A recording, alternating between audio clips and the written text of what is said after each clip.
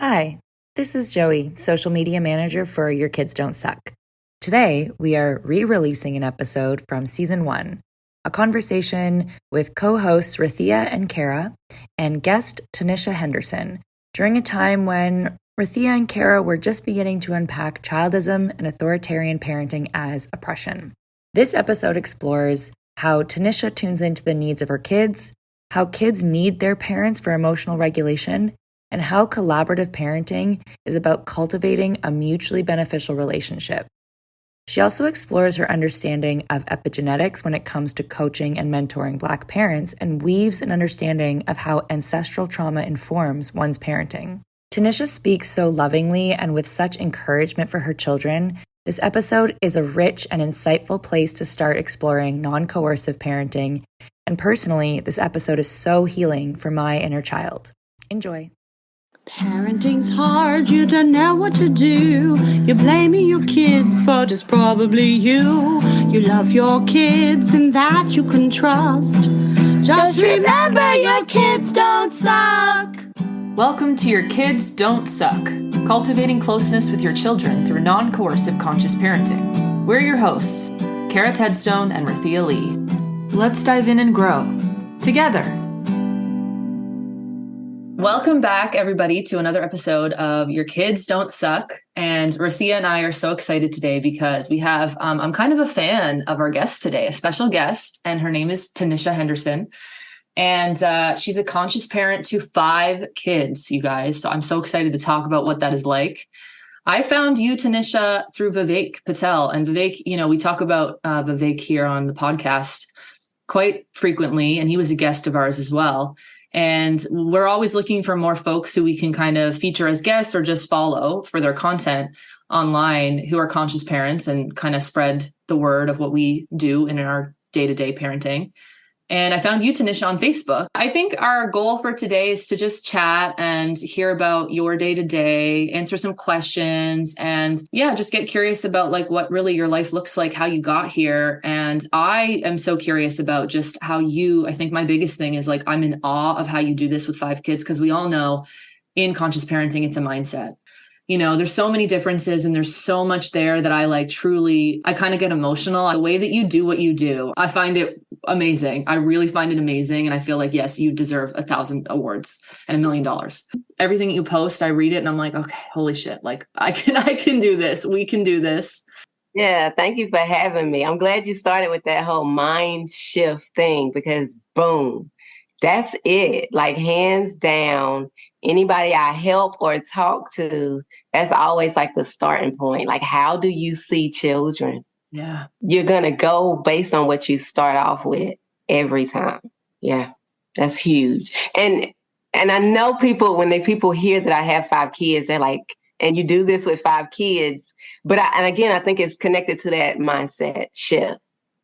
That's why I'm going to treat each one of my children in the way that I want them to treat others and in the way that I want them to know they deserve to be treated. So the mindset is children do well when they can. Children absolutely want to live well with me. They don't want to be in conflict with me. So once the mindset shifts to my children want to do well with me, my children want collaboration, my children want a healthy relationship, then it breaks up that whole childism.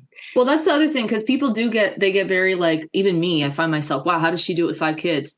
Because we look at it like, how do you get through the day with all the scheduling and the expectations and the boundaries and the limits and all of the like coercion that we typically think of when we think of like running a family. But you're so right that at the end of the day, it's really just about treating them like individuals and navigating that stuff as it comes up from that mindset. I love that. Yeah, it is. And people, I think you hit it right on the head. People think, how do you get them to do everything you want them to do? Yeah. Well, I don't. It's just meeting them where they're at over and over and over. Yeah. And we have routines because the brain feels safe when it can predict what's going to happen. Yeah. So we absolutely have a routine, but it's not strict and it's not rigid because nobody lives well with rigidity and strictness. So there's a flow of the day. We get up, you can choose your breakfast. They know what time we're going to start school. They know if they're not in the mood to start at that time, no biggie. Find your mood, get into it, and let's get it done. So they know, like, it's a format. So that if I see them doing something that's kind of out of the format, I don't have to like crunch down on them. I can go over and say, what's going on today? This is kind of out of our format. So can you help me understand what's happening? And they always do. And we always figure out how to get back to the format if they can. Or it's a day where I'm not in format mode. We're going to have to switch it. And I trust the process because the next day it always snaps back. And I think that's part of the fear. People think, all the sayings, if you give them an inch, they'll take a mile. And it's a mindset thing. I've never found it to be true. This fear of forecasting into their future is huge. And I will tell you, it is a battle to fight against that voice that says, well, they're going to be like this. They're not. They're not. Tanisha, can you give an example of one of your kids being off the routine, going their own way, and you say, hey, what's going on? Can you give an example of how that would look and what could happen? Yes. So I'm currently, my 7-year-old is I want to do it my way. Okay. And so when he's having that kind of day and I call him over to the table and I'm like, because we still do reading together. I'm like, it's time for reading. And he's like, boom, not going to do it. Right. So I listen first and I ask, is there something I could do that would help you be ready to do this? And if he says, yes, I want my, drink first. I'm like, bet, get your drink. He'll get his drink and he's ready if it's that kind of day. But if it's the kind of day where he's like, no, there's nothing you can do to make me ready, I honor it, right? Because I'd want somebody to honor it for me. And I say, okay, well, I have other things I have to do around the house. I'm going to go do my thing and I'll come back and check in with you, or you come get me and we can do this when you're ready. And then at some point he's ready. Right. That's always the question. It has never not happened. Wow. He has never not come to me ready. But again, when I say I drop it, I drop it. Like, I don't like tiptoe around him and try to rub it in. No, I drop it. And sometimes he'll even say, I want to do my math first. And I'm say, okay, well, go ahead to math. He's my artist. So sometimes he'll draw for like an hour and a half. Doodle, doodle, doodle, doodle. And then he'll come over. And if I'm in the middle of washing dishes, yeah, I'm a little perturbed. But I remember, this is what we're doing. We're teaching him to honor his body so that he will always honor the body of another person. He's ready. And if I'm not ready, because this is a mutually beneficial relationship, I can say to him, I'm not ready. I need to finish these dishes. So either you can bring your reading close to me, or you can wait, or you can do another part of your assignment without me. And then he chooses. Now, I want to be honest, because some moments are very intense, because we know children have emotional dysregulation. So if he is having an emotionally dysregulated moment and he cannot wait, I don't say will not, he cannot wait, I have to stop washing the dishes. It's almost like if you see a house on fire, do you say, house, okay, I know you're on fire, but I'm not going to put any water on you because I'm washing the dishes, right? That would be crazy. No, my child is on fire, literally burning with emotion and needing me. And so I stop and I tune into him because it's immediate. And I know the fear is, well, you're teaching him that he's supposed to expect that from everybody else. Again, it's a lie. Or also that, your kid is going to act up to get what they want. Oh, yes, that one. Oh, so huge. That's a big fear from parents. They're really, really trying to strive for obedience. So I think some of the limits that they inadvertently set for themselves is that their expectations are not going to get met. And then therefore they're going to have this horrible, miserable life with their kid because they're never able to enforce anything. Oh, yeah, I agree. It's a big fear. How did you get here? What was your path? I want to know that too. Have you done it since they were born, or did you fall into it, or? I fell into it. I really wish I could say that I'd done it since they were born. I was raised by a mama who never read a parenting book. Okay. She got pregnant at 15 and 18. Okay. But she had lived a traumatic childhood. And I think she was very determined not to do anything that her parents had done. And so she kind of fell into no punishment, no yelling, no forcing. Wow. Right. But in the back of her mind, because I've asked her, right, in the back of her mind, she says she did it because we knew better. So she felt like she had an element of control around us and that we just didn't test the limits. But no, we had a love and respect for her because she had a love and respect for us. But sadly, I think I'll tell people all the time, children can read your brain waves. So I think I kind of read her brain waves. And so when I went into parenting, I thought that some children need to be yelled at. Some children need to be punished. Some children need to be hit. I was the lucky one who didn't need it. Mm. And so I entered parenting with that mindset. I was very authoritarian. I was very do it like I say, or go to timeout. And then what happened? And then what happened was I was given a 2-year-old who was like, ain't gonna happen. I'm so grateful for him in retrospect because he was just not about the oppression and he was not going to have it. And we were battling. Mm-hmm. And I remember driving one day and a commercial came on about children who were in abusive homes. And I'm bawling like, oh, these poor babies. And I believe in a God. And I felt like at that moment, God said to me, how can you cry for those babies, but you go home and treat your children like this? And I was undone. It changed the whole trajectory because I felt like in that moment, God said, I don't parent you that way. I don't come down on you when you mess up. I guide you. I lovingly join with you and I understand you. And at that moment, there was this switch of how dare you do something to your children that nobody ever did to you, for one, and the God you love doesn't. And then I went on a search. I started reading things. I started joining groups who called me an abuser. Like I was for it because I was like, I need to hear this. But again, it was a mindset shift. By then I was ready. I was like, call me all the names, tell me all the things, because clearly I've been doing this wrong and I could see the effects of it on my children. So it wasn't instant because it's not possible. Even when I help parents, I tell them it's not like, this is a journey. Yeah. Accept the journey. And that's been the biggest part for me is being a person who reflects at the end of the day.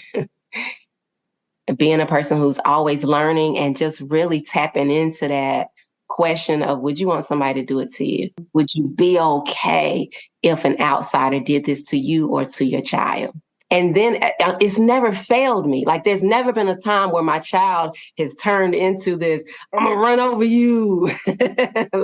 And so I think that helps because there is always this thought of they're gonna switch on me. But again, that goes back to childism. When you don't believe that a child comes here with the desire and the ability to work well with you, well, you'll treat them like a potential villain because of that fear. Well, and also in that moment, you don't understand that you have all the power and that they desperately need you. And that every time they're in conflict with you, it's actually terrifying for the child because they need you. They need you on every level. I think parents get so triggered, then they literally think they're the child and that their kid is the oppressor. They do. And do a lot of brain reading. And that's the way the brain is made to survive. Mm-hmm. Like the brain is made to see negativity and can protect yourself. And then there's such this deep connection between child and parent. Like, oh my gosh, it gets all wonky and stuff, but it's very deep because this person is, if you birthed them, they lived in you. And now their cells are actually inside of you and your cells are actually inside of them. And I will tell you, raising sons, I was given 4 sons. And we know about toxic masculinity, right? So I'm just my son is 14 now. He's tall. He's got a big voice. He's, and so there are times when it will rear up in me, like he's a man, he's attacking me. And I literally have to that's your baby. Yeah. Oh, that's your baby. If he was in a relationship with a woman romantically, yes, this would be bad, but That's your baby. Mm-hmm.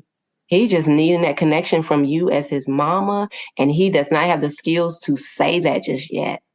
Tone it down. Like you said, Rithia, it's more like he needs you so bad right now. He needs you so much right now. Yeah. And just being able to like turn off those voices that just go haywire. Tanisha, you must work and coach a lot of parents of color, I imagine. I do. Who have such strong beliefs that discipline and punishment is necessary for safety. It's very deep work because, they just started studying epigenetics, which has said that, genes are passed down to us from our ancestors. So like if you had a grandmama who saw her father drown, then inside of your cells is her trauma, which makes you now afraid of water. Wow. Right. And if that story didn't get passed down to you and you're trying to teach your child to swim and you're like, well, I don't know how to swim. And, you got all this stuff rearing up. Whew. But so when I help Black parents, right, I always keep in mind slavery because we got passed down genes. And so, especially with Black boys, if you getting afraid because your Black son wants to wear a hoodie, I'm not going to shame you for that because I get it. Inside your body is rearing up this memory of a great, great ancestor being hung on a tree. And we're going to take note of that. We're going to try to dispel it because we are free, right? There's this dichotomy of we're free now and we carry the genes of oppression that our body is reacting to. And yeah, like you said, it's for safety. I couldn't have a child. Back then, my child couldn't look at a white man in the eye. You're going to have to put your head down. How am I going to teach you to put your head down if I don't oppress you myself as your mama? Whew. So breaking that is heavy and hard, but I don't force it because then I become the oppressor, right? So there are a lot of moms who absolutely drop out of my program because they can't. I hate that. But I have to also understand it because they're fighting a much different battle, especially for me, because my mama broke it, right? So to come to them and say, you too can, when everything in their body is saying no, this will keep my child alive. And if I have to raise a child that's broken for them to be alive, then it's a risk that they're willing to take. Because it's a risk that's been passed down to them, right? Mm-hmm. So you have to break down how that is no longer needed. Is that right? Yeah. That there is another way to keep your kids safe. There is another way. Oh my goodness. There is another way. Yes, I have to slowly break that down to them.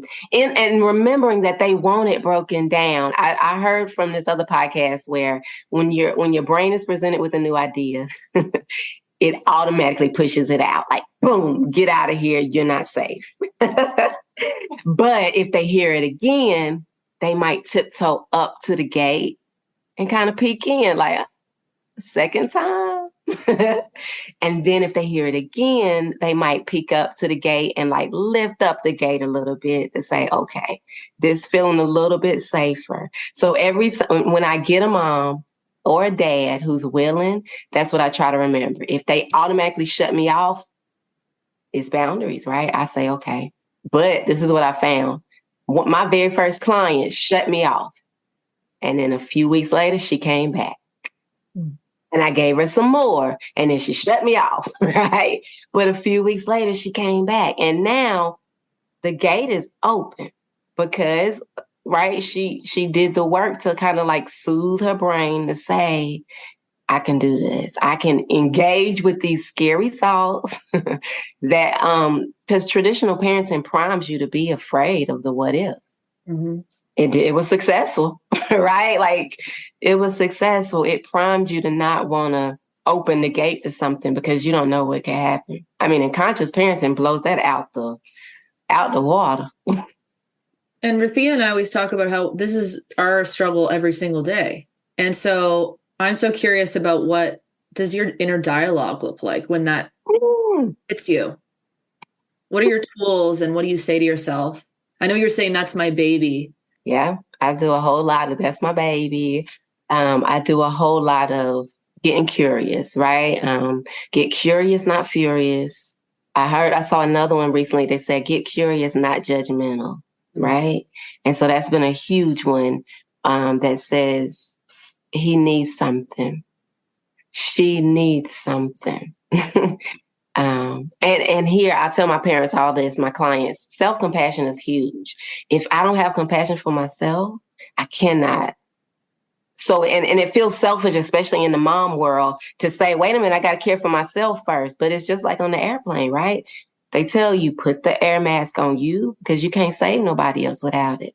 So even in those moments, I'm literally saying, wait a minute, my body is kicking up to this response. And I start doing my own like stuff. Like I might rub my shoulders. I might jump up and down in the kitchen. I might, say, hold on, I got to get a water with some straw in it because I've read that even a straw, drinking water from a straw does something to the brain. I have my own movements, touch the back of my neck because that reminds you that you have your own back. So there are all these things that I am consistently trying to do to bring my body back into awareness. This is now. That's a big one. This is your baby. You are safe. Whew, that one is huge. They just need you. And if I can even get myself to say it to them, it even helps them to know that they're being seen. You need me so much right now. This is something you cannot do. It's not that you won't do it. You can't do it. And that's because that's a double-edged sword. I'm saying that for me and I'm saying it for them so that they don't villainize themselves. So they don't become to say, oh, I'm so difficult. I'm such a hard child. And I will say for my oldest son, before I switched, we're still fighting against that for him. That became his thought process. I'm a hard child. I'm working my mama nerves. Right. That can take a long time to heal. Oh, yeah. He right now, because like I said, he went to timeout. And so when he is in an emotional spot, he still will go to 100 really, really fast. How old is he now? That's what we learned. He's 14 now. 14. So you had this awakening and this journey start when he was 2? Yeah, when he was 2. With your first? With my first. But again, it was a journey. So my 3 oldest children, they experienced traditional parenting. I switched. It finally wholly flipped when he was about 8. So there was this 6-year process of a little less, cutting off that. And then there was my husband. Right? Let's not go there because it became, okay, I've switched, but I got a whole husband who lived with a whole wife who did this. And now I'm asking him to switch too.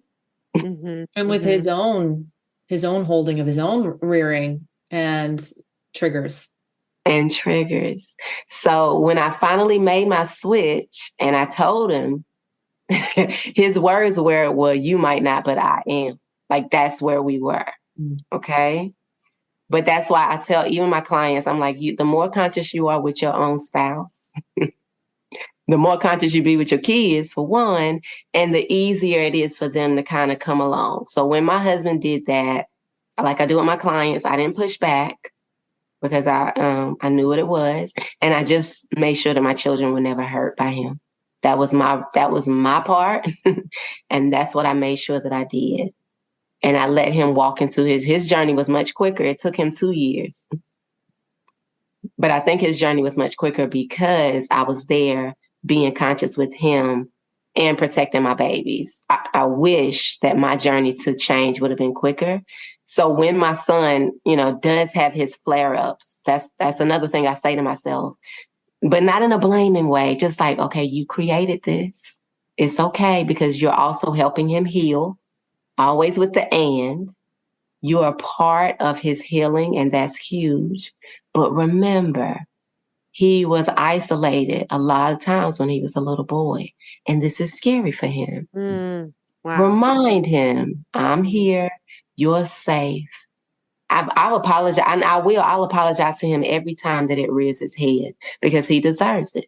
I apologize. I was wrong. I should have never done that. Period. Not I didn't know, not I didn't read, not period. I should have not. It was never, you never deserved it. That is amazing.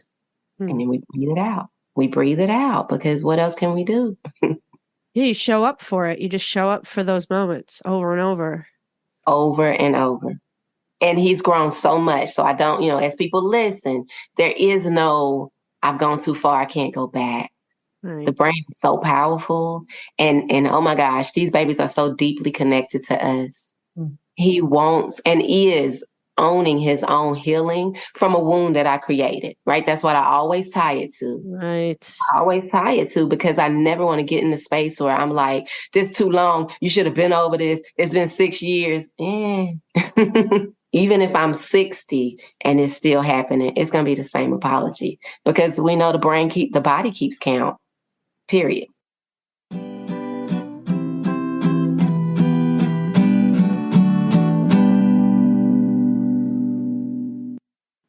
Tanisha, I really want to ask this burning question, which is like one of the big reasons I wanted you here is, so Kara and I both have one child, and my one child, pushes me to my edge. My one child, she doesn't do it. My history does it, just parenting does it, but she's great. She's great.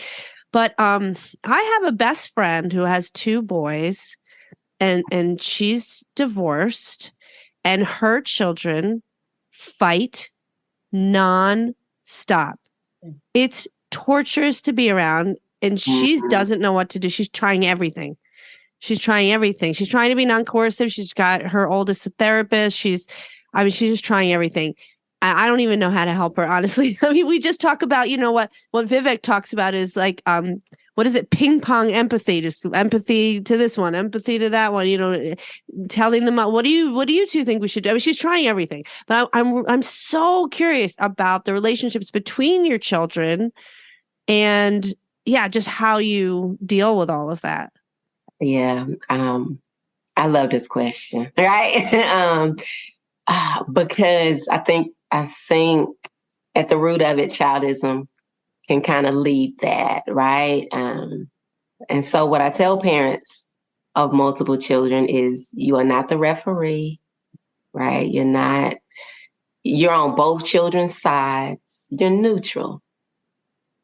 Like Vivek teaches, you are, I call it the mediator.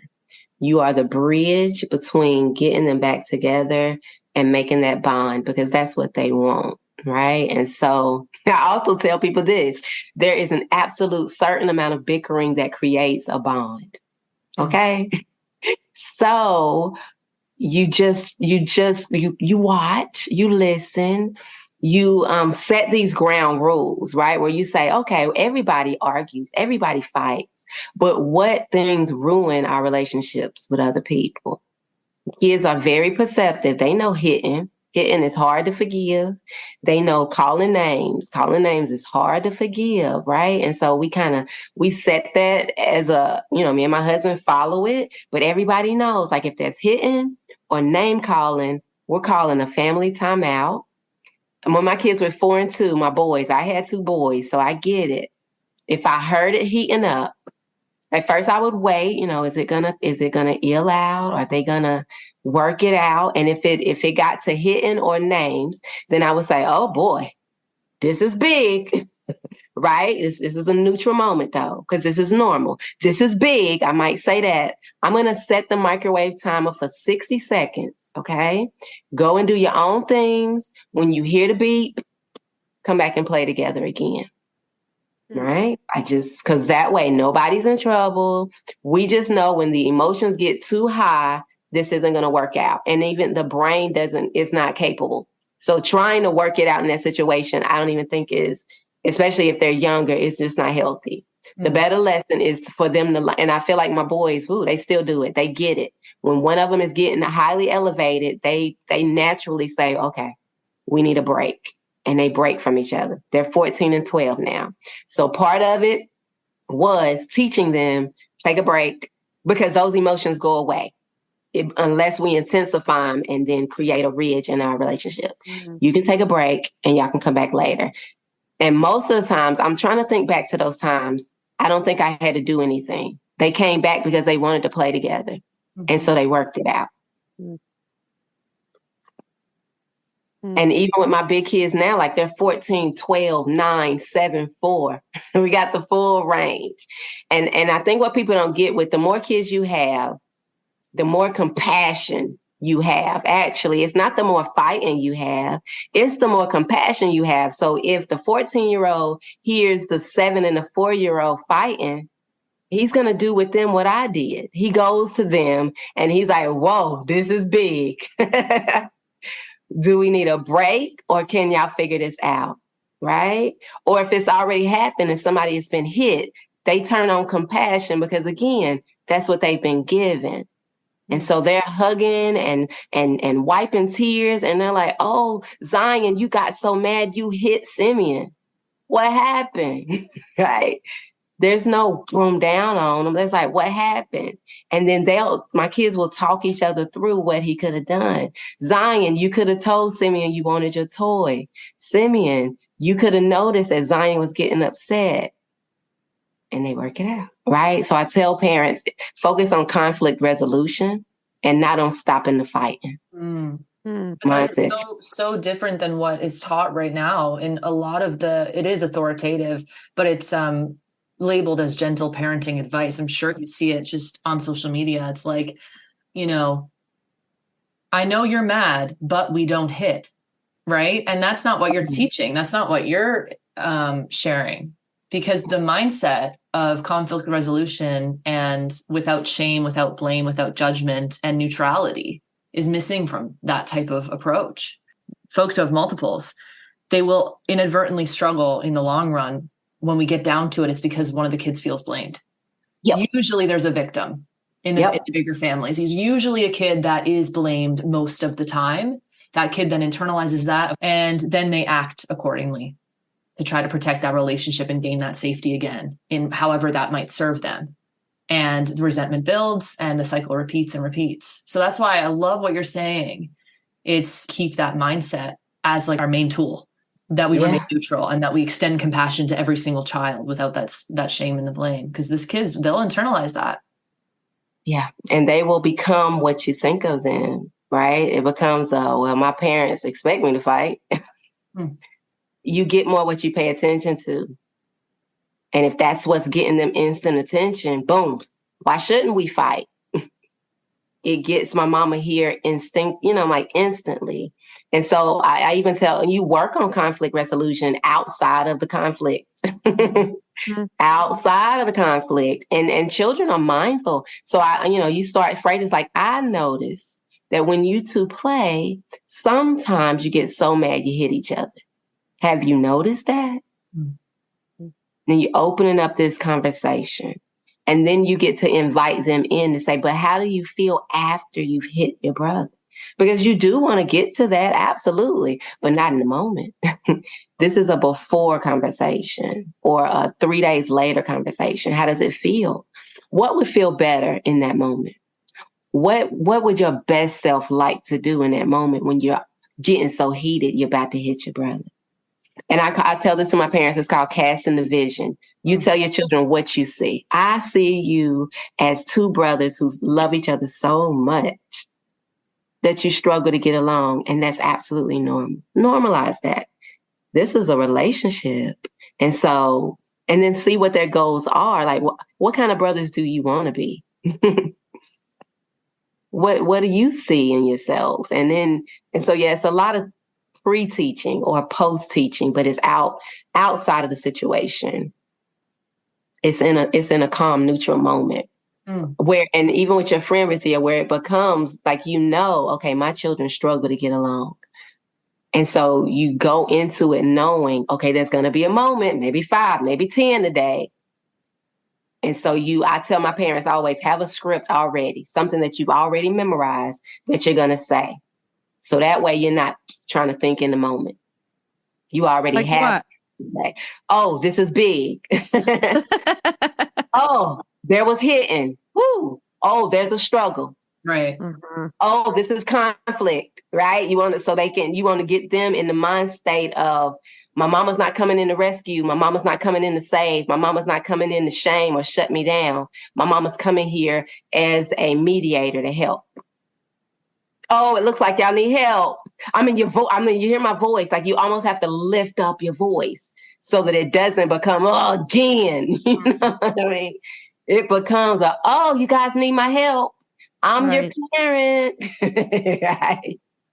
But you're doing so much, with all of that. You're doing a lot. There's so many things happening, the lightness and the without the shame and the judgment. And it's just amazing because it's so actually complex. No wonder parents are coming to us for support with this. But once you practice it, it seems like it becomes so much more natural. Absolutely. Well, on the other end, I have to say a pet peeve of mine that I really can't stand is parents that say, and this is permissive parenting, they say, oh, they'll work it out. I have clients who say, my parents said we would work it out. And then we spent our whole child viciously attacking each other. We never got help. And my parents would say, you two, we're not getting involved. You work it out. I hate that. That is when abuse happens. It's so sad and horrible. So that's not okay because kids need us. They can't regulate themselves. They can't figure it out. They don't figure it out. And they're lost without us. They need guidance. They need engagement. They need love. You need to bring love to the pain. They need love in those moments. My daughter was a hitter because, I made up that this is why, but we got divorced, and right around the divorce time when she started to have half her time without me, she started hitting me a lot, but also hitting other children. Yeah. And everyone kept saying to me, have you told her it's not okay to hit? I said, no, that's not how I talk to my kid. That's not how I talked to her. I never did. I never said that to her. And because I could see she actually didn't want to be hitting, and she felt so much shame about it. And she couldn't, like you said earlier, she could not stop. And so I just keep showing up. It took me 4 years. It took 4 years of hitting for her to stop. And I got whacked. Yeah, yeah. And so there's this childism that says she doesn't already know it's not okay to hit. That's what I hate about that language. I see you're mad. It's not okay to hit. They already know that. They're not getting the response they want from doing that. Anybody can see that. Even a 1.5-year-old like my daughter. Yeah, they already know. So then they just feel, when you say it's not okay to hit, then they just feel like their own attachment figure doesn't love them right there, doesn't stay with them, that is leaving them. Say, that's not okay. So now we're separate and you're over there, and the way you're acting, I'm not with you. You're alone. Love withdrawal. Right. Even words like you can't, right? It's definitely love withdrawal, right? Well, what do you mean by can't, Kara?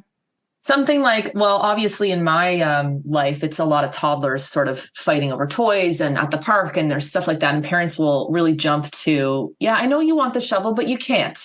You can't, won't, Lots of instructional language that's meant to protect, and obviously also sometimes protect the feelings of the other child, which, I appreciate that intention when I'm with my daughter and somebody comes and rips a toy out of her hands and she's crying and sobbing. Of course, I see what the parent's doing. They're trying to make it better. But when you use a word like you can't do that, well, the child already knows that. But they're just trying to get their need met in that moment, which is, I was playing with that, or I really like what you have. And that is a very real feeling that we experience as adults, as human beings, from birth to the end of life, that we want something, that we have a desire, that we have a need. But to tell our kids, you can't do that, I don't think it's effective in the teaching of really what it is that the parent wants. Right. And I also think that it shames the child and does exactly what we're talking about, which is kind of removes our love and our real safe attachment in that moment, because we put then our imposition there instead. We put our value over our relationship. But Kara, I bet someone's listening, or many people are going, well, what else would you do?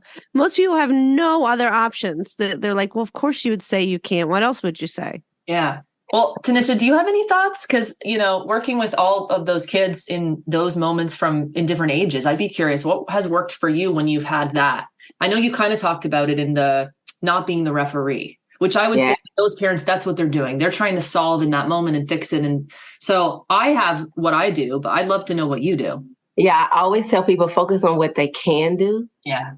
And not, what they can't do. And really just focus on the message of their action. So a lot of times, I step in, I say, well, you really wanted to play with that toy.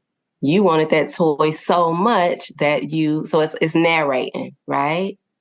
And then if the other child is crying, then I'll invite them to look at that other child. Whoa, did you notice them crying? What's going on with them? Right? And if they're verbal, they can say, oh, they're sad. But why are they sad? And then they're able to say it, right? And then you invite them, how can we make it better? What would make this right? I love that question. What would make this right? Right? And especially with my boys, my 4 and 7-year-old, they still, because they're still there. So I step in with that. Like, what happened? That's always a good first question. What happened? Even if I watched it go down, what happened? What can we do? What can we do to make this right? And then if they don't have any ideas, and then I ask, can I make some suggestions? Are there some, can we take turns? Can I set a timer? And when the timer beeps, you give it to him. That one's a winner in this house a lot. And they're like, okay. Because they know that their turn is coming and it's a defined time. It's not like when they get done playing with it. It's no, when the beep comes, we're going to switch and then we're going to set your timer and we're going to switch. So yeah, the language switches from what you can't do to what can we do in this situation, and helping the kids to see it, because they do see it. They're like, oh, that wasn't effective, but I ain't have no other school. I didn't have no other tools. So I call it a problem solving skill. It's a faulty problem solving tool. That's what they just want to solve a problem. You know what I love about that is that you're talking about, instead of shifting from control into straight up collaboration. So you're getting in there and you're saying, well, what can we do? And I'll do that. We'll brainstorm, because they can come up with stuff at that age. Or I'll say, I wonder if we could all play together. And then instead of using those things that we did this yesterday at the park. It was 2 different buckets that the girls were fighting over. And I just got in there. So I wonder if we could make 2 different things, ice cream and soup. And then we started digging with the buckets, and we did that for a few minutes. And I was able to step away after a bit while they just played. So I think it's about getting creative, but getting collaborative. Every time. Yeah, I do a lot of where I play stupid. I'll be like, I don't know what to do. Yeah. I'll be like, oh my gosh, what should we do? Should we do this? Should we do that? What do you think? Just act really I'm clueless. And then kids always have ideas. They always have ideas. A lot of things I did with my daughter in conflict was I would always make it about me, because I would get them on the same team against me in a funny way. If they were hitting, I'd be like, let's get a pillow. You guys hit me. And then they would hit the pillow and run around and hit me, so they joined together, Yeah, they say, she called me a ding dong or whatever. I'd be like, I'm the ding dong. Call me a ding dong. And they both start going ding dong, ding, and then I'm the focus, and then now they're playing together. And yeah, I like to play the clown, stupid person, and fearless. You can do anything to me. Vic has a good, I love memorizing his quotes. He has an excellent quote where he says, validate the impulse and then redirect the behavior. Yes. That's a Vivek thing? Yeah. Validate the impulse. A lot of people are weary of the tool redirection, but it's a well-known, long, standing, very useful one that educators and parents and folks of all time have used. That it's not, I don't think it's nothing to be knocked. It's a great tool. Yeah. You guys, there's also a negative part of redirecting that parents do that I don't like, which is their child is having big feelings, and they say, want to do this, want to do that, look over here. La, la, la. Do you need to watch a video? Yeah. That's not the kind of to fix it, right? To make the pain or the suffering go away.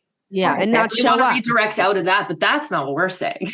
Okay, tell me what redirecting you're saying. What are you saying?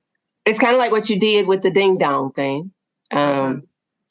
Validating the impulse would be like, yeah, it makes sense when you get upset to call a person a name. I think that's what happened here, right? So you validate that impulse and then you redirect it. Call me a ding dong, you know? You redirected it in that way. Vivek has a wonderful example where a 2-year-old kept biting. They were wrestling and the 2-year-old kept biting. And so he validated it by saying, it's fun to bite, right? Like, that's true. And so he picked up a pillow and he started biting the pillow. And he was like, bite the pillow with me. And that's redirecting the behavior to something appropriate that he could bite. And so every time they started wrestling and he was almost about to bite, Vivek would pull out the pillow and be like, let's bite the pillow. And then they would bite. Tanisha, I want to mention to people who don't know that you're a homeschooling mom. You homeschool 5 children. And I watched some of your videos. Okay. And your children look so happy. Praise the Lord. They look so full of joy. And when you talk about them with such joy. And your partner looks, your husband, is it your husband? Mm-hmm. He looks very joyful too. I just saw a lot of joy in the videos of your kids. I don't know if you want to say anything about that. That's right. One of the highest compliments you could give to me, like seriously, because joy is like everything, right? And you only get one childhood, right? And just to have children, especially because people have so many negative thoughts about big families, right? And my kids have started to notice that when we come in a place, people might grunt or like make a face because the assumption is we bring in the ruckus, right? What's going to happen? They got 5 kids.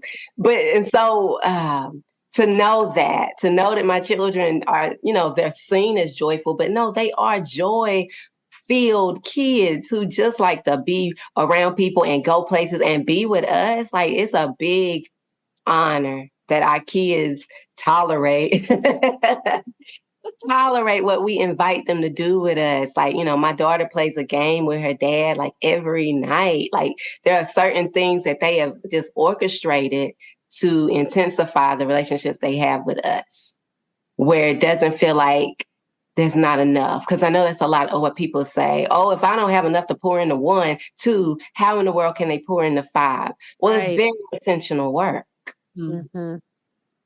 Because I want my children to not only look joyful, but I want them to feel joyful. Even like today, so I'm doing this podcast and we do homeschool. My son usually doesn't start until 10, but I just went to him and I was like, listen, I have something I've planned. Can we start your school at 8:00 today so that we can have this out of the way and we don't start later? And he was like, sure.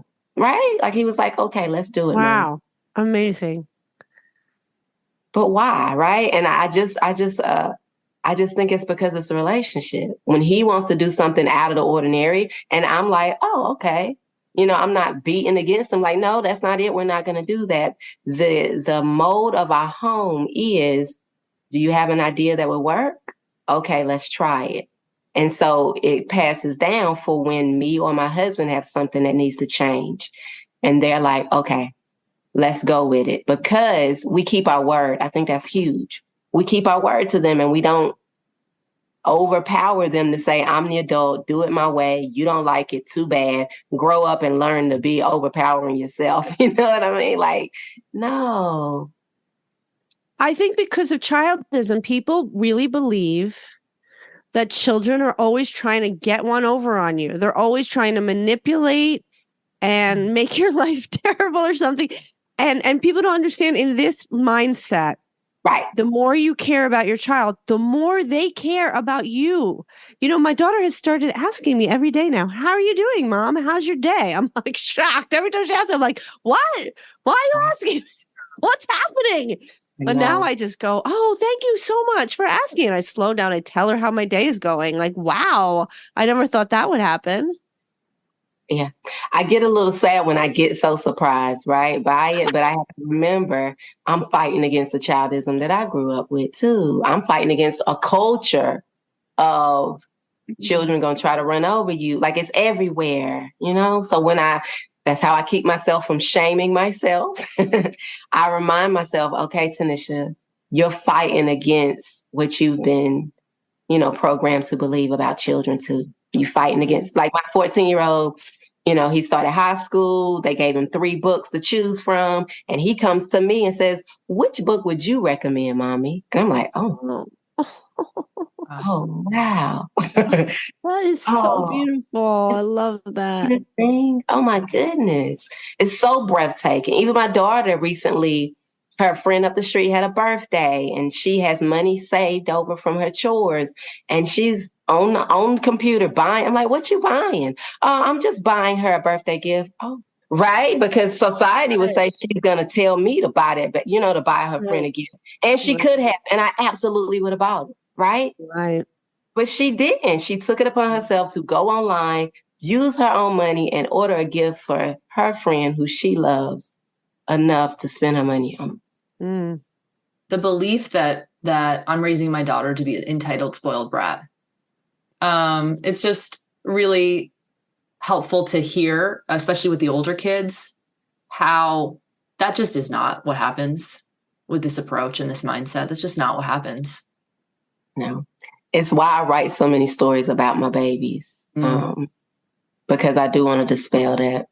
And I've even, tagline it with these conscious kids, right? Because typically there's this negative connotation. Oh, these conscious kids. I'm like, no, these are the conscious kids that we are raising. This is what's happening inside of them every single day, where because we've considered their thoughts and their preferences, they are now, listen, they are not pushovers. Mm. That's one thing that you will never find in a conscious kid. Like they know how to stand up for themselves and they know how to stand up for others. So like because I'm not perfect at this. I tell my clients this. I want everybody to know that when I mess it up, my kids fix it because they point it out.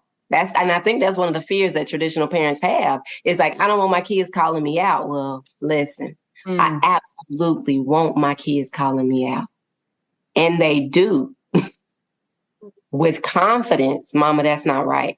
And I have to stop, right? Stop, address myself and make it right with them. And thank them for telling me, and thank you for not letting me overpower you. My daughter, who's almost 12, she's so funny because she'll say, Mom, we're non-coercive. What are you doing?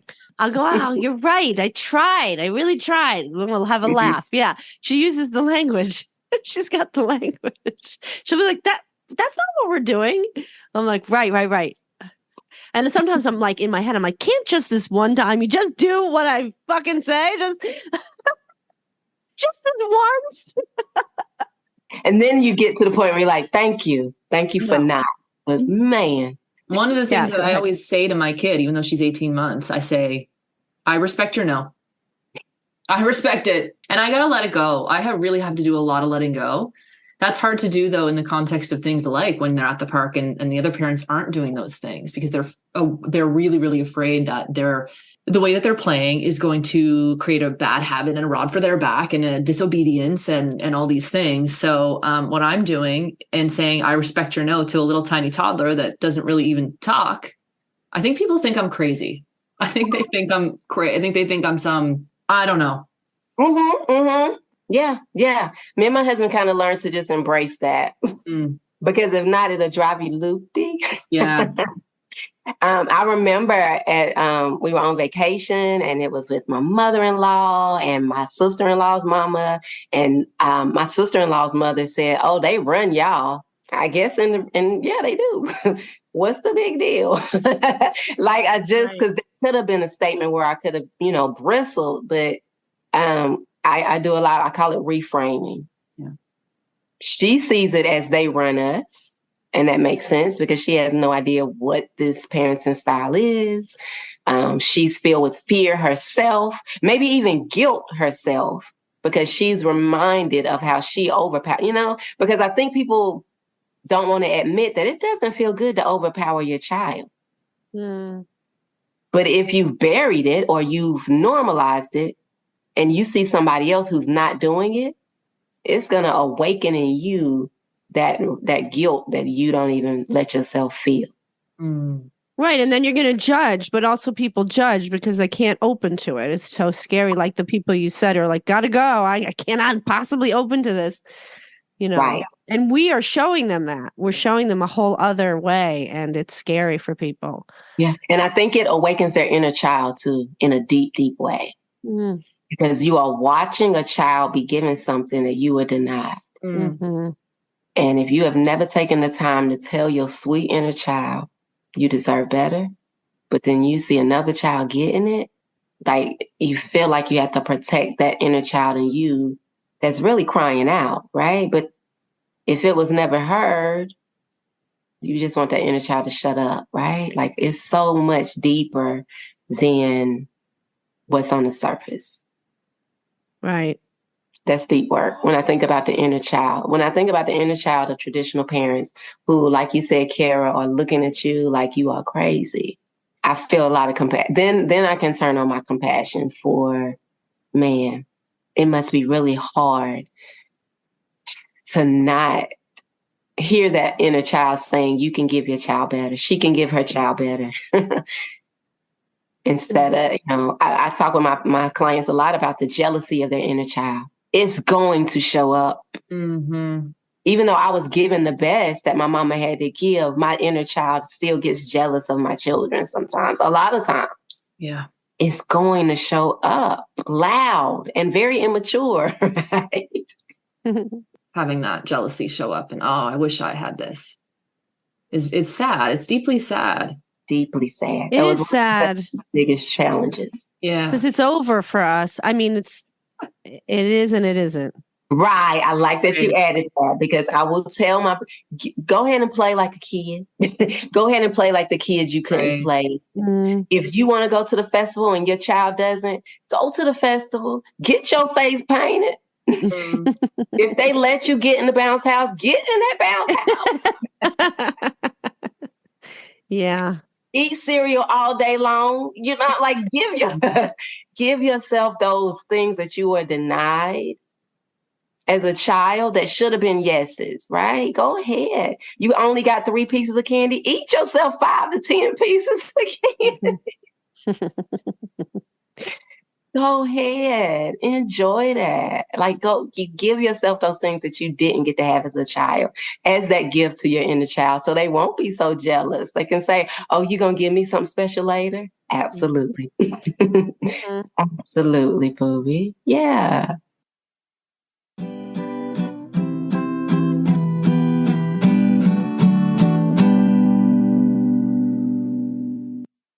Okay, I was going to say, can we just spend a little bit of time on sleep?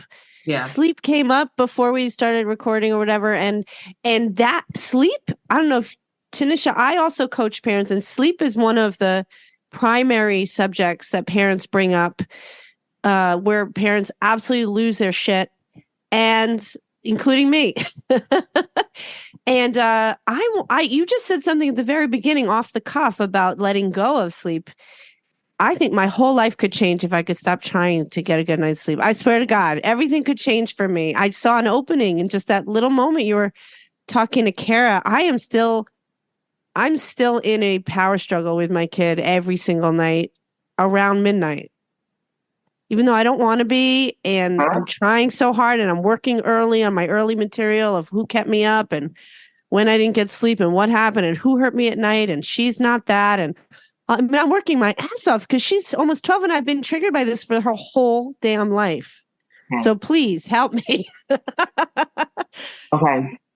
So first, I think the mindset change, it switches from being a scarcity mindset to an abundance mindset.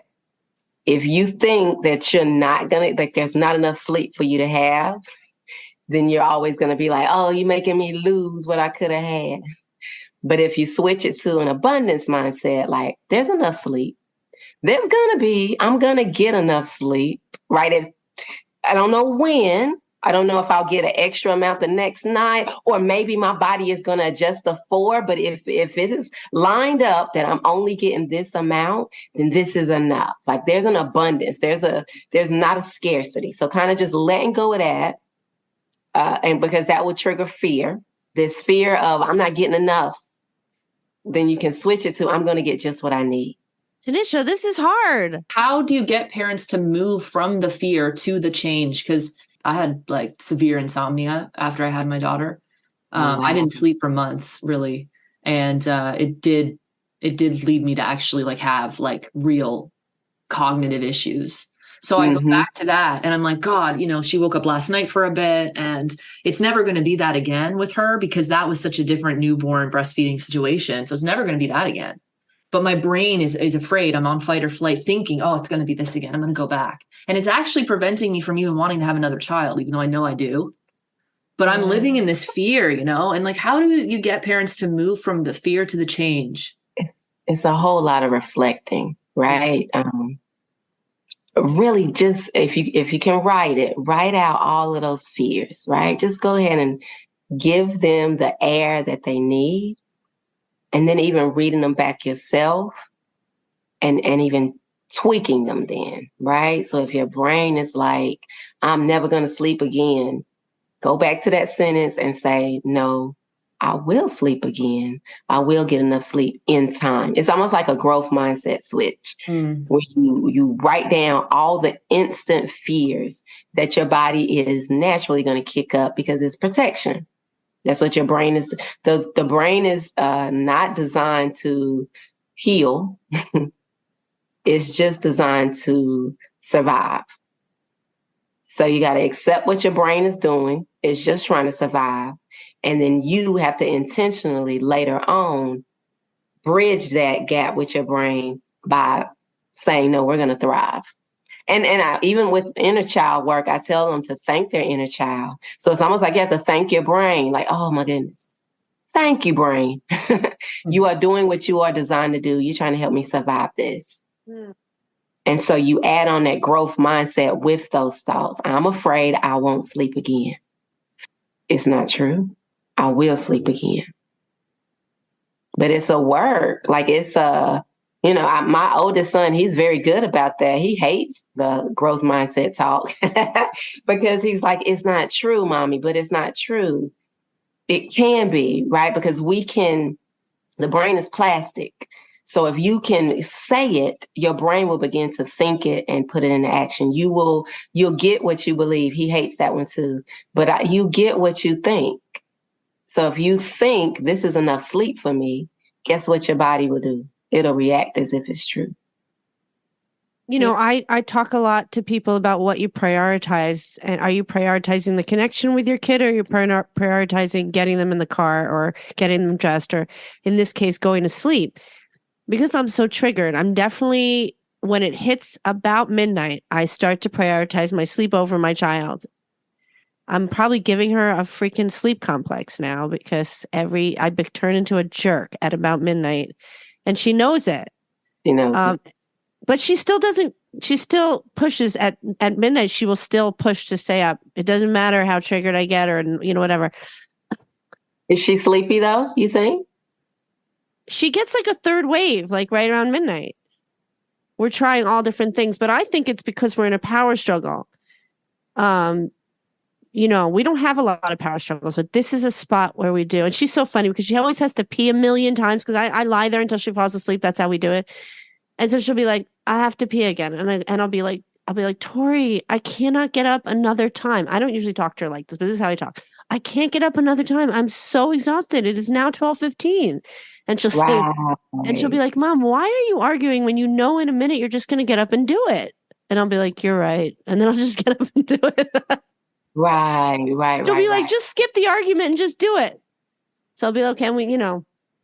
And what I'm seeing in this little talk we're having so far is that I am definitely making my sleep more important than her.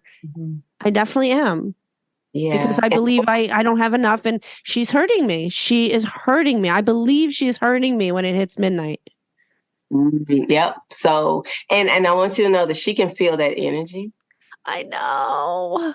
And it's gonna, because they're so attuned to us, right? So if she can even feel a little bit of, I'm trying to pull away from you, she's gonna extend, so, and I say this because I've been there. Like, I know this journey. I know this journey well. And I will tell you the mind switch that had to happen for me was, every minute that you give, every minute that you're glad to be around them, they're going to ease into going to sleep because they know that you're glad to have every minute that you have to be around them. So you're right. It's a mindset thing that you'll, in time, give yourself space and grace and compassion, because it becomes like, I had to start at like 7:00. I had to start the self-talk that says, okay, you're ready for them to go to bed. But if they get a sense of that, they're not going to want to go to bed. so you got to work on this whole idea of, if you don't never go to bed, I'm going to still be happy with you. It's a mind switch. Would it be weird if I said to her, I'm realizing I'm still like, I'm not being loving at night, and I'm so sorry. It's not what I want. I really don't want to treat you that way. It's not about you. This is my stuff. But would it be useful to say, I'm going to let go of trying to push you to be asleep by midnight? Or do you think I should not let go of that? I think you should, but I think you should be very authentic and genuine with what you've been doing, right? Where you can, because again, that always invites them to do the same, right? So you say, I've noticed about myself that when it gets midnight, I get anxious and I start trying to make you go to bed. Mm-hmm. And I know that that's wrong. It's not, that's my fault. And I'm going to pull away from that because I know it's not right. I still want you to go to bed as close to midnight as you possibly can. Okay. I can still hold that's what I want, but I can work on my, right. If you feel like that is even doable for her. Right. Like if there's I guess in this moving from fear to change, right? Like, is there a way to move to a collaboration while keeping the safety of the conversation and the relationship as the priority? Because I love that. I could just ask her. I could say, I'm not sure what to do. Should I let go of trying to be asleep by midnight? What do you think? Yeah. Yeah, just hear her. Because my daughter is late. She's a late one too. And she can stay up to midnight too. And I was, I engage with her. I'm like, babe, it's the end of the day. I'd like some time away with your daddy and just doing nothing, not being somebody's mommy. Are you okay with laying here by yourself until you fall asleep? Right. At a certain time, I'll ask her, like, can I step away? Can I come back and check on you in 5 minutes? Like something like that, where I can just, because she still needs me, but also, I need me. Right. And so I invite her into a problem solving way. Right now, it's that she sleeps really close to the door of my bedroom. I heard someone say that their young child, maybe 4 or 3, had a printed picture of their mommy under their pillow. That's what they figured out together. Oh, I love that. But what's hard about this is that, like you said, right now I'm still living in that depletion sort of mindset where I'm like, oh, I actually can't function. I can't be the mom I want to be. That's where my brain goes, because I really want to be present with her, and I want to be awake, and I want to be, I'm going to be triggered tomorrow, and I'm going to be angry at her, and I'm going to resent her, and I don't want to resent her. I just want her to sleep through the night. And, I'm curious about when your kids were young and the night waking is more common. Did you just respond and just hold them? And, were you quick to or would you check in? There's so many approaches for parents of young kids. You mean as far as helping them to fall asleep? Yeah. So I've always, I still rock my 4-year-old to sleep. Yeah. Like I am, I call it night parenting. I think for me, when I switched it to call it night parenting, it kind of flowed into, you were never told that you get to cut off when you parent, right? You were never told that. And so I just had certain things that I knew I couldn't, they just didn't go with me. Like I don't do co-sleeping. I know lovely families that do, but I don't. So when my children would come to me, I go to them. I would go to their room and I would lay down where they were at so they could fall back asleep. But the consistency was, this is sleeping time. So even if you can't go to sleep, we're just going to lay quietly. So what ended up happening is I could fall back asleep, even if they just kind of laid there awake, reading a book or drawing. I just developed this mindset of they're going to get the sleep they need. I'm going to get the sleep I need. Yeah, no, that's really helpful for me because right now we have a crib and no other really area for me to go into her room with her. So I have to bring her into mine because she won't like sleep on me. She has to kind of be lying down. She's really long, so she needs room. And then I can't co-sleep. I have never been able to, like you said, I find that really difficult. I can't fall asleep if she's there in my bed. I'm worried she's going to fall off. I'm worried I'm going to roll on her and I've got too much anxiety. So I can't do that. So I find that helpful because I think if I could find a way to go in there with her, maybe we need a little bed on the floor or something that would really help with my anxiety. And again, you're telling me right now, even though I've thought about this, it's always good to hear it from someone else though, that I'm still then collaborating because you just said like, you've got your need, which is I can't co-sleep. We don't do that. That's just one of my things, but I can go and lay with her, but with her crib, I can't. So I think maybe the crib is the barrier that I need to collaborate with her on in this way. That's really, really, really good. Yeah. Yeah, my oldest, he came to get me. I think he just stopped at like 12. So, Rithia, there's some hope there. At 12, he would be like, "Can you come lay on the floor beside me?" Yes, I can. Well, the thing is, I tell people this, even though I have such an attitude about this late night thing. From about 11 to 12 is when my daughter tells me everything. 11 to 12, during the day, she doesn't want to talk about anything. She doesn't want to tell me anything. But at 11 o'clock, when she's soft and she's tired, she just starts spilling her guts and asking me questions. And we cuddle. Like, we don't cuddle during the day. We cuddle right then. I hold her. I like rub her hair. Sometimes I massage her. So even though I'm complaining about this thing, it's actually also my favorite time with her. That's a contradiction right there. Yeah. I don't want that to end. I love that. That's how I get to know her, really. Yeah, it makes sense. And because the body does what it does. So it makes sense that whatever is about midnight for you is what it is. And you can collaborate to kind of figure out how do you get I call it a win-win, right? How do we get a win-win out of this? Yeah. It does apply to everything. That mindset, it applies to everything. There's not anything we could talk about today that we couldn't go there with it, No. Also, feeling time scarcity is a huge issue of mine.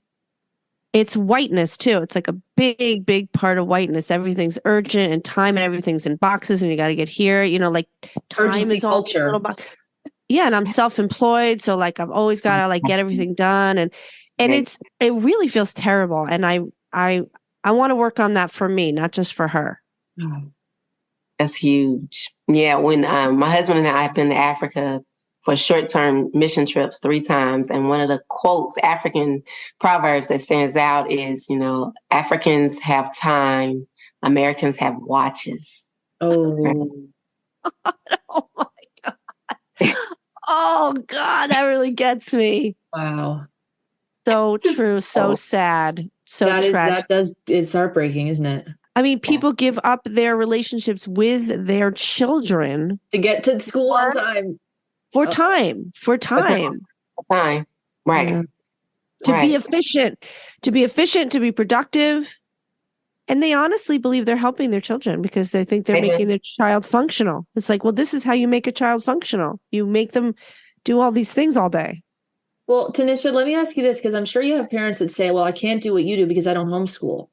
I'm a single parent and I've got 4 kids and they got to get to daycare and they got to get to school and we got to drive around and we got to get the bus. It's like, that is a very real, another fear that I think prevents people from thinking about it in this way, Yeah. Because it's more work. Mm. And so I tell those parents, it's more work on the front end, right? This is it's a conversation where you are forthcoming because again, you're building this mutually beneficial relationship. So you have to be forthcoming with your child. First, you got to see your child as capable and willing to work with you. And that's always the first barrier. My kids ain't going to want, but did you ask them? Right? Did you ask or did you just assume that they would automatically fight back? And they say, no, I didn't ask. Well, then that's what you go to them and you say, in the morning, I've noticed that we have a hard time getting out on time. What are your ideas for how we can get out on time? And even asking, do you understand why I try to get us out on time? Because I think people just assume that kids wouldn't care. And so they never tell them. Or they assume that kids already know. So they don't want to, it's so weird. I'm like, just engage with them and let them know what happens if you're not out the house at a certain time and to this place at a certain time. So then you awaken the compassion that children naturally have. Okay? They don't want you to be late for work. They don't want you to be stuck in traffic. If they know that your boss is going to be mean, let them know so that they can awaken that, oh, I didn't know that. Let's see what we can do. And it's not this boom and doom like I need you to change because you're making me get in trouble. No, right? That's the wrong. It's this invitation to say, I need to be vulnerable with my child in a way that doesn't violate the relationship, right? But just in a way that invites them to, like I say, awaken that compassion where they can say, this can help me. But this is the thing, though. Parents have to be willing to switch up some stuff. If you gung-ho on your child taking a shower in the morning, but your child is telling you they do better with a shower at night, you're going to have to switch it and fix whatever it is in your mind that makes you feel, go back to your childhood. Did your mama tell you you were dirty if you didn't take a bath in the morning? Switch it. Because what you're doing is you're creating a bad relationship with your child based on a rule that you made up that they don't have to follow. Mm-hmm. So meeting with the children and tweaking that in a way that gets you what you both want. They want a healthy morning. You want to get to work on time. Y'all can bridge it, but it's going to take work and it's going to take collaboration and mindset. It's going to take attention, like some real attention and an investment like you do in our partnerships. It's the same thing. It's not like saying, well, let's put up a schedule and we'll just do this at 5, every day. And you have to follow it. And if you don't, then there's a consequence. It's not a formula. Yeah. And those formulas don't work anyway, because they get that short-term benefit with these long-term real sense of power struggle and inequality in the relationship. I'm glad you brought that up too, because, I already talked about rigidity and just this idea of fairness. I think when people think of a big family, they think, how do you make it fair? I don't. Yeah. I don't. Fairness. We strive for getting needs met. Like that's what drives what we do in our family. My 10-year-old started writing in his homeschool. 1 page a day was his writing.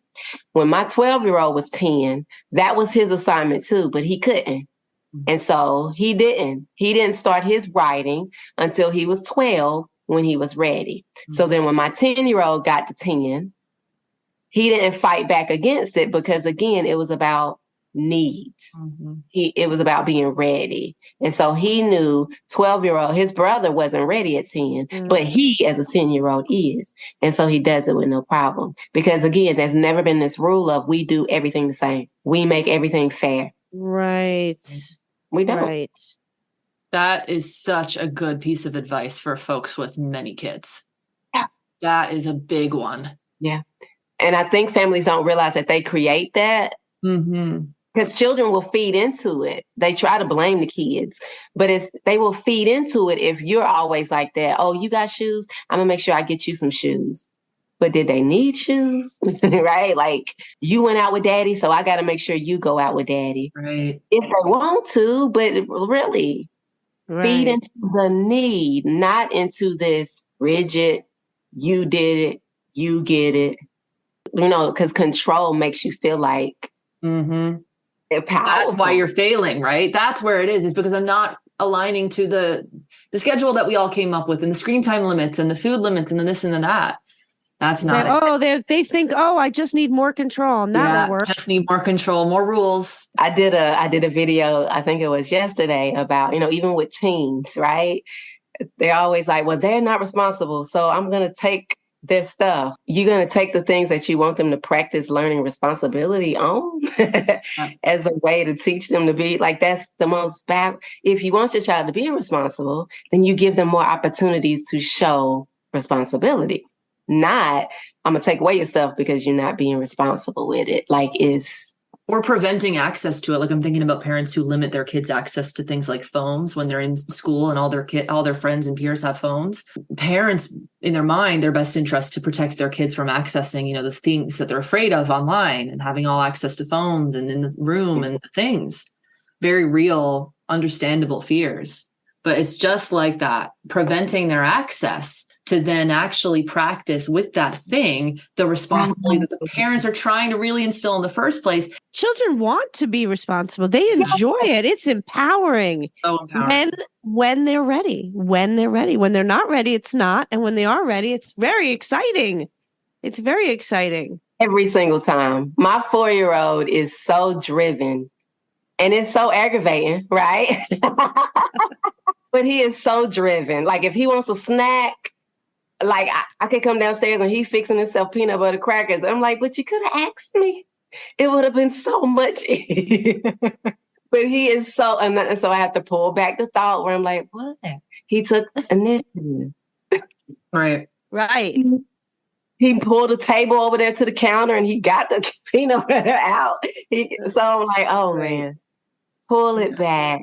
But I read a really good article that defined parenting as bringing forth. And that was so much powerful. Like, it's like, because traditional parenting believes parenting is pouring in or pulling out, or like pouring in, pulling out. But if it's bringing forth, then that means it's already in them. All we're doing is making space for it to come out. I love that. You know what it is? It's like looking at it from the perspective of like power over versus empowerment, right? Like a top-down approach, which is behaviorism, versus like attachment theory, which is bringing forth, like you said, this sense of empowerment, and you can do it.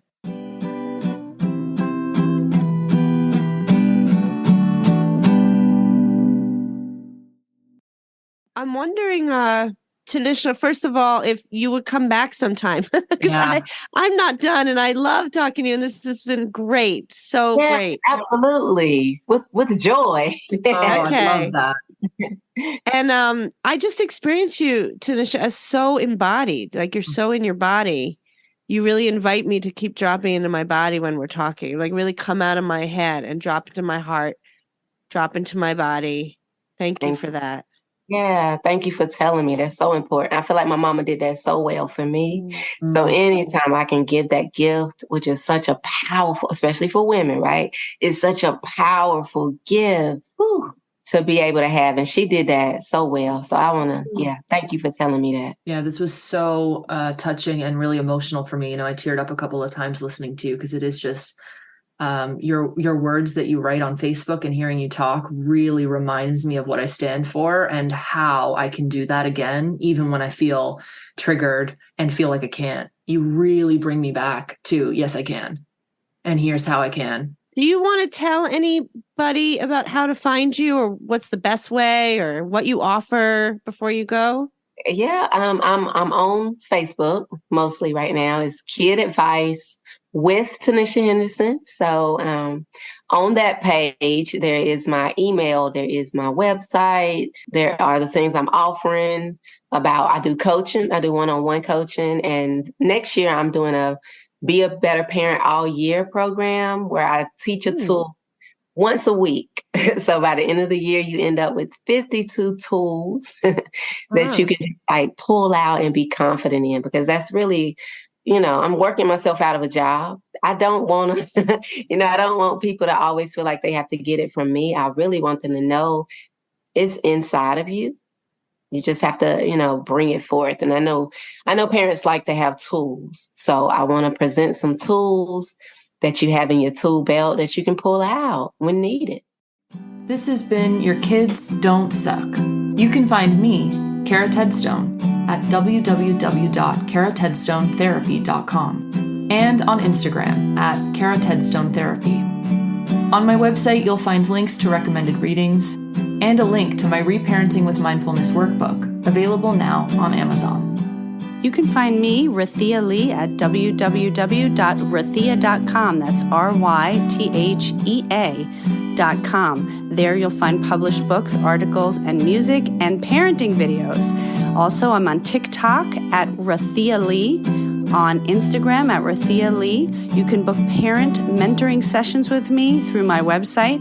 And also I have an Advice from a Loving Bitch YouTube show that helps people heal self-hatred, and that's rathia.com/advice. It is important and essential to put our voices, Rathia and Kara, in a context. We are two white, cisgendered, straight, middle-class women living with financial and societal privilege. Because of this, our perspectives are limited and do not reflect the realities of all of our listeners.